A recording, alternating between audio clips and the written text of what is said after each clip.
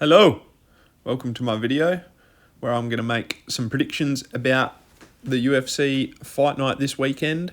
Josh Emmett versus Kevin Vallejos. Just a few of the fights that I find interesting. I won't cover all the fights on the card. Beginning with Chris Curtis versus Mitobek Orbalai. This should be an interesting fight. I like Chris Curtis, and Mitobek has showed good signs on the few fights that he's had. 5 fights into his UFC career, he's only lost once, and that was to Matus Rebecki, which is, he's a good fighter. So he's an interesting fighter to watch, Mitobek. He's got submissions, KOs, KO'd Jack Hermanson in his most recent fight. Solid welterweight prospect they got here. Chris Curtis has been a standout in the division for a long time. Obviously, he's 38 now. He's getting a little bit past it. He's had some pretty rough decisions go his way, like the Kopylov fight where he got KO'd in the last second. You could have given him a decision in that fight. A bit stiff there. I reckon he got KO'd on the last second. Sure, he got hurt, but 1 second he wasn't going to get knocked out cold in that. They could have just let it go to the points. But anyway, is what it is. I think he got gypped there. And Kopylov's a good guy in the division. Brendan Allen, he lost that fight to decision, 5-rounder. He's a really good fighter in the division, I believe. Well, that was at middleweight. So even at middleweight, he hasn't been too bad, Chris Curtis. But yeah, welterweight, I don't know. He seems to chop and change from middleweight to welterweight a bit, Chris Curtis. I think he's probably better suited to welterweight.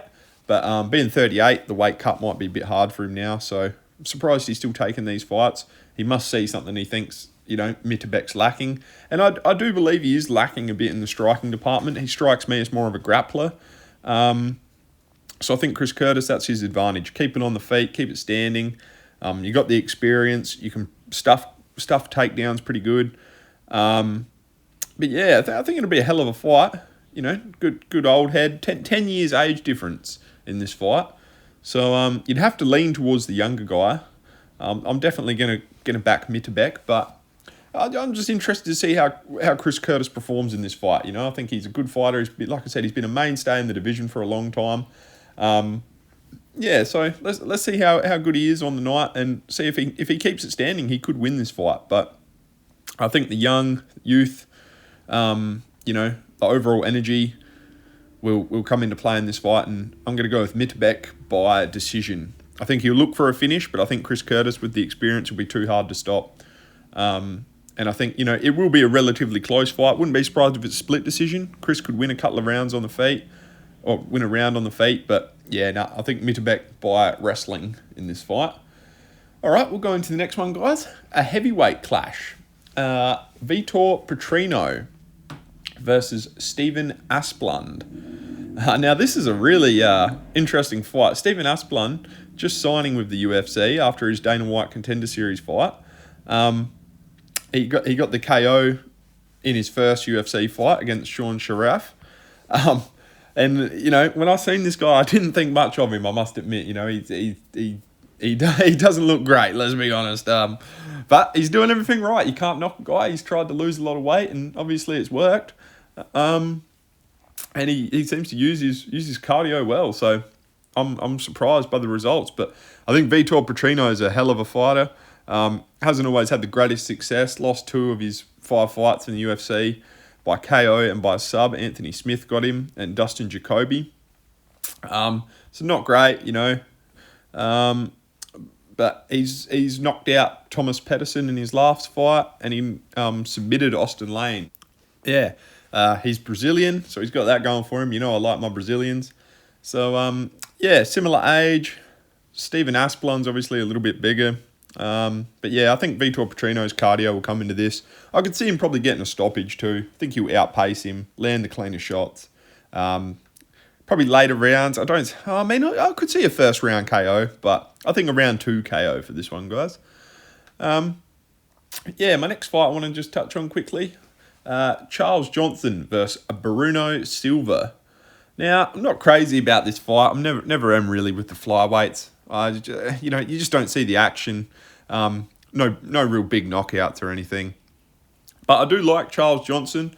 And I do like Bruno Silva, being a Brazilian. It's a tough fight to pick. And the stats are very similar.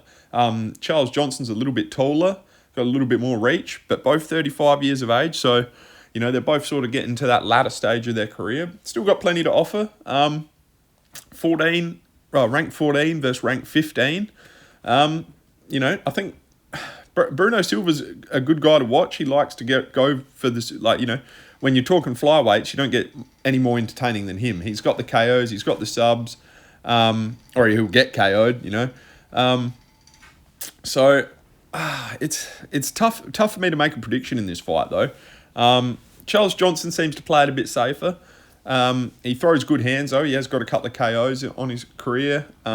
He lost to Alex Perez in his last fight by KO in round 1, which was surprising to me. I thought he was a little bit more of a durable fighter than that, but, upsets happen. So, it's really hard for me to make a pick on this fight. I think I'll just go, will the fight go the distance? And I think it will. And that should be pretty good value, Like, these guys, when you talk about flyweights, these guys are the most potential for finishing a fight at flyweight. I'm going to go probably just, if I had to put money on it and I pick someone, I'll go Charles Johnson. I think Charles Johnson by decision. But yeah, I'd probably, I don't know, both guys are good. And Bruno Silva's a wild man. He likes to get cracked, but I think he'll put Charles Johnson on his, put the brakes on him a little bit, because I think he's going to be a bit worried after getting KO'd by Alex Perez in the first round. So I think that'll really slow him. He'll play a safe style. Bruno Silva's going to be the bull. Charles is going to be the matador. But I don't see a finish happening here. As much as I like to say it could happen, I just don't see it with the flyweights.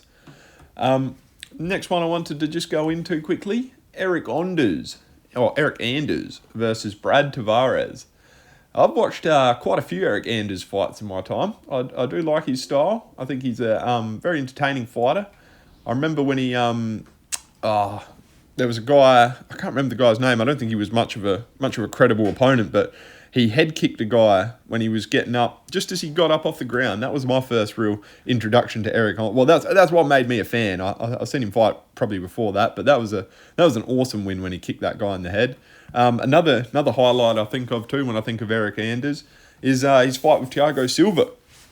When he took it up to Thiago, when Thiago was still in his prime, and he was on the fence, taking him down, and Thiago sort of just elbowing him on the side of the head, trying to stop the takedown. And Eric was fucking knackered, and had to retire. I think he couldn't get back to his corner. One of those kind of fights. But if you ever look that up, that's a hell of a fight, I reckon, in my opinion. That made me an even bigger fan of this guy already. A young bloke coming up in the UFC, and to go like he did against Thiago just showed me what a hell of a fucking competitor this guy is. And not much has changed. He's gotten a lot better, I think, with his fights. He hasn't always had the most success at the top level. Like he's struggled against a few guys, but I don't ever see him getting a belt. But I think he's a good mainstay in the division. I'm surprised he's not ranked. I thought he would have had a ranking by now, but I guess like I said, he hasn't been able to cut it with the real top class. Very similar records, these guys. Both 38, so similar ages, similar height, similar. Well, Eric Anders has got him a few centimetres in reach, nothing crazy. So this will be a very even fight. And Brad Tavares has always been a good competitor. Israel Adesanya, I remember he did a number on him back in the day.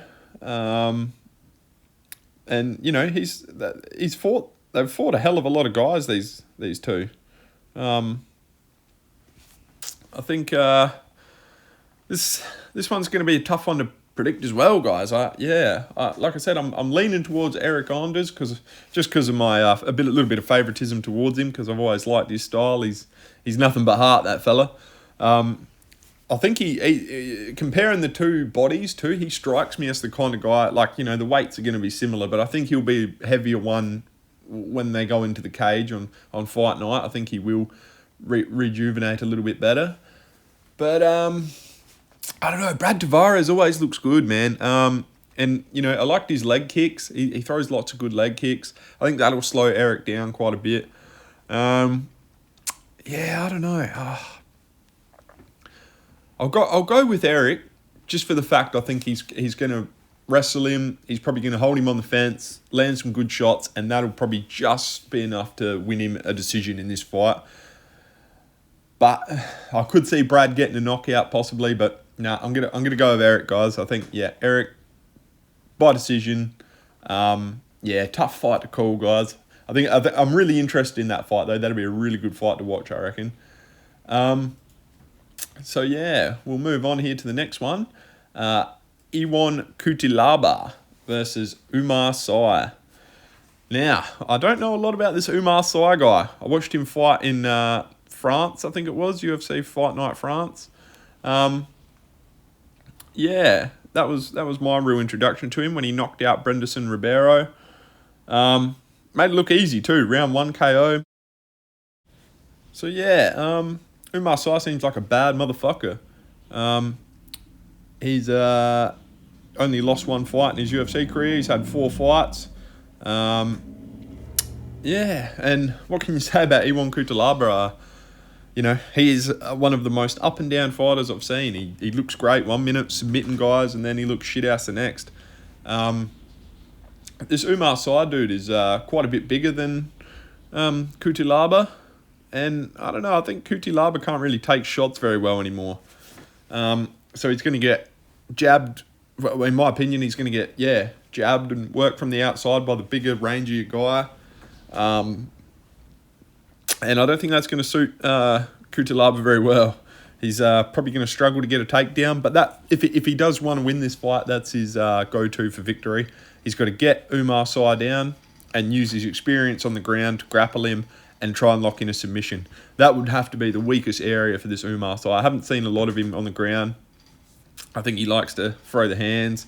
But he has got to win by decision in his first fight. So I might be wrong on that. He might be good on the ground. But I haven't seen him go down a lot. So I think, if Cutelaba was to get down and, backpack him, try and get a rear naked, that could be a good path to victory. Cutelaba's got the experience, but like I said, I think he's also taken a hell of a lot of damage over his career. He's been knocked out, choked out, take your pick. And it's so hard to predict what Cutelaba's going to show up. 1 minute he looks fucking like an absolute world beater, could do really good in the light heavyweight, and then he looks fucking trash the next fight. So, it makes it hard to trust him. Umar Sy, being a Frenchman, can't really trust them either, especially in the MMA game. But I think he'll get this one done. I think KO, Cutelaba, possibly round 1, possibly round 2. I'll go probably round 1 KO in that one. I mean, if he can do it to Brenderson Ribeiro, I know he's no world beater, but make it look as easy as he did in that fight. I think Cutelaba's getting a bit washed up in his career too. He's had his moment. He's had his good fights. I don't think we'll get much more out of him. This could be coming up to the end of his career. Another one I just wanted to go into quickly. Don't really know a lot about these guys. This Marwan Rahiki, what a hell of a name. Got his UFC debut coming up here. He looked great on the Contender Series. Hell of a fight with a Brazilian. And we got Harry Hardwick. I do not rate him. Bit of an Australia versus England here. So I think definitely the Australian fella's going to get this one done. Harry Hardwick's going to probably get maybe one more fight after this and then go back to the regional scene. But Mahan Rahiki, Jesus Christ, what a fight on the Contender Series. This bloke poured it all out there. That was a back and forth if I've ever seen one. I think I was leaning towards the Brazilian in that fight, but both of them deserve contracts in that one. That was probably the fight of the Contender Series. I think if he gets half a challenge as he did from that Brazilian from Harry Hardwick, he'll put on a good show. So Marwan Rahiki, KO, possibly round 2. I don't know. I don't think Harry Hardwick will survive the first round, but I could see him just copping a beating for the first 5 minutes, and then Marwan sort of really warms up to it and just fucking smashes him in the second round. So definitely going to go for the Aussie in that one. Don't see any other decision there. I think Harry Hardwick isn't the greatest fighter. But good luck to him. Good luck to him. Hope he goes good on the regional scene after he gets cut after this one.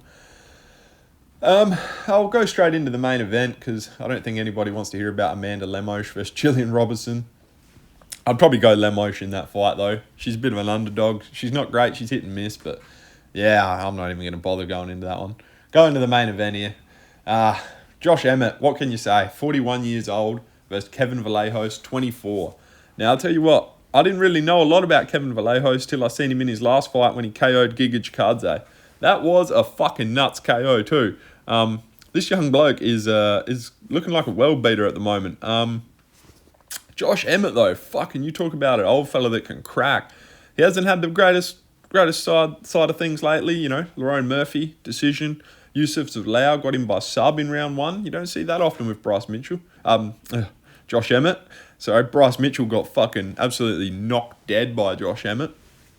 So, you know, Josh Emmett can still crack, I think. Hell of a hitter, hell of an overhand.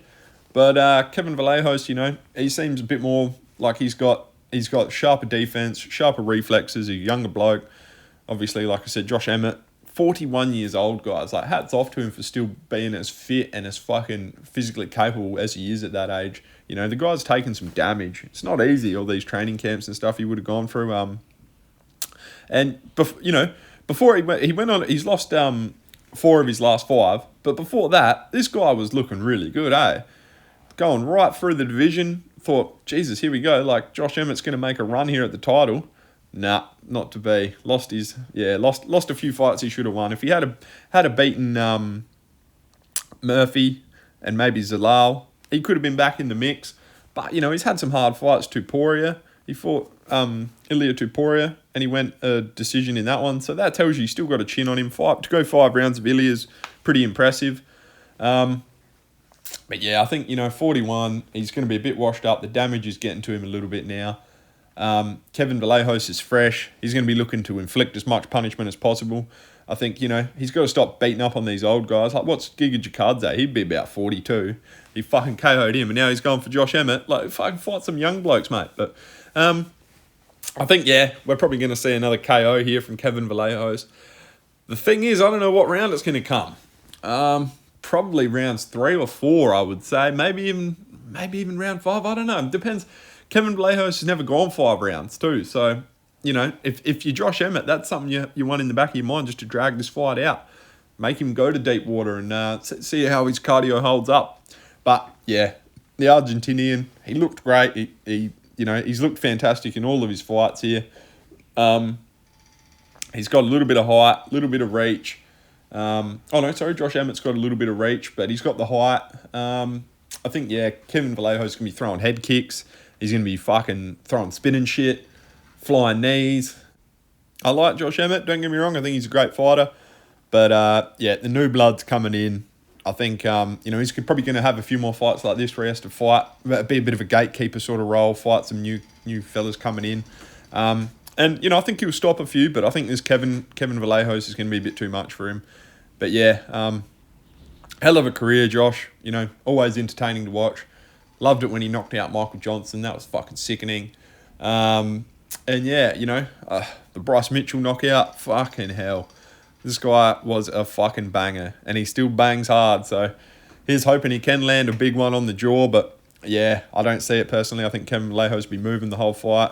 Be too quick, too smooth. Kevin Vallejos, later round KO. Wearing Josh down for 5 rounds. I think the cardio is going to come into it, and the youth will be on show in this fight. I think at 41, it's going to make a world of difference here in this fight. And I think, yeah, if you're looking at a deciding factor, you'd have to say that's it. You're not going to keep up with the 24-year-old. You know, Josh Emmett though, he's working out, he's working hard. But yeah, no, I'll leave it at that, guys. Keen to have a good watch on the weekend. Hope you enjoy the fights. And yeah, I'll talk to you in the next one.